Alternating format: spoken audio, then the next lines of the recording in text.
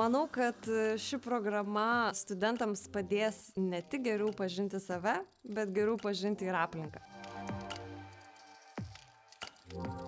Aš Rūta, esu profesorė ir dizainas tvariai ateičiai programos kūrėja. Šita studijų programa yra ypatinga tuo, kad jinai yra tarpdisciplininė. Tai yra dizaino programa, kuri jums leis išmokti ir vadybos, ir kaip tausoti aplinką, ir kaip kurti geriau tvariai ateičiai. Į šią programą gali stoti visi jaunieji dizaineriai, kurie nori patapti dizaineriais tvarumo ekspertais. Beje, gali stoti ir kitų sričių žmonės, bet jie turi atitikti to mūsų jaunojo dizainerio minimalius reikalavimus. Dizainas be praktikos, jisai negali egzistuoti. Studentai įstojo nuo pat pirmų metų iki studijų pabaigos, jie dirbs su savo projektu, jį projektuos. Ir, per skirtingus semestrus jie gaus dar papildomų prototipavimo praktinių žinių ir tam mes turime labai geras, naujas ir įdomias